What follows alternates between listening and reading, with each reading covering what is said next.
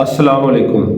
कुछ लोग होते हैं जो मुनकर खुदा होकर, अल्लाह ताला के वजूद के इनकारी होकर अल्लाह की तख्लीक की हुई चीज़ों पर एतराज़ करते हैं और इतराज़ उठाते हैं, सवाल पैदा करते हैं, तशकीक पैदा करते हैं। तो इस तरह का एक बंदा था जिसने फसलों की तरफ गया तो देखा कि नीचे खेतों के अंदर तरबूज लगे हुए हैं, जिनको अदवाना पंजाबी में बोल लेते हैं। तो तरबूज का साइज़ माशाल्लाह काफ़ी बड़ा होता है और जो उसकी बैल होती है वो बड़ी कमज़ोर सी होती है। तो उसने साथ ही उस फसल के एक बड़ा सा आम देखा। उस आम के पौधे को, दरख्त को फल लगा हुआ था, आम लगे हुए थे।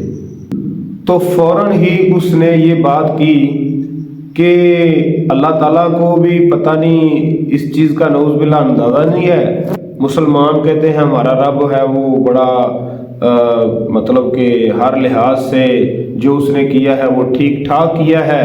तो ये तो काम ठीक नहीं हुआ कि ये जो तरबूज हैं ये इतने बड़े बड़े हैं और जो बैल है वो बड़ी कमज़ोर सी है।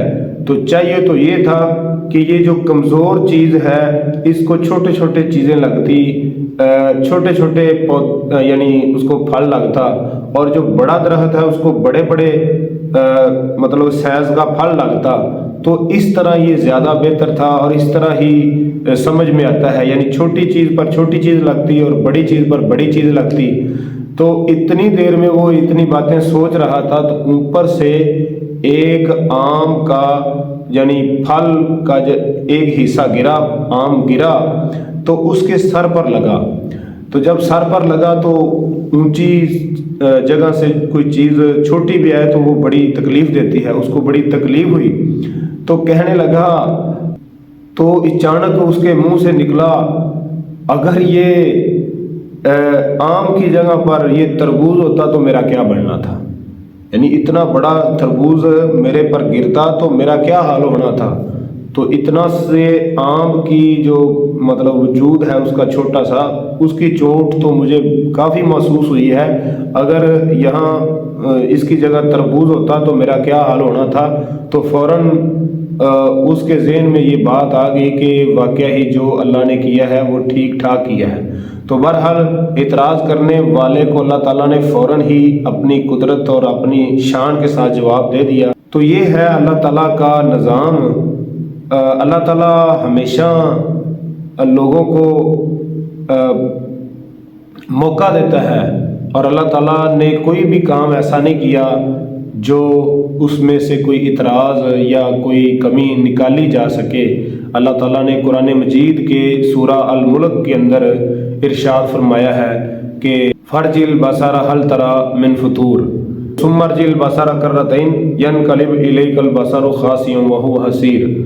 तो अल्लाह ताला ने आसमान को पैदा फरमाया और फरमाया कि इसमें से कोई ऐब निकाल कर दिखाओ और बार बार देखो तो तुम कोई ऐब नहीं निकाल सकते। तो माना ये हुआ कि जितना मर्जी कोई बेशर्म बन जाए, जितना मर्जी कोई ढीठ बन जाए, उसको अल्लाह ताला समझा ज़रूर देते हैं।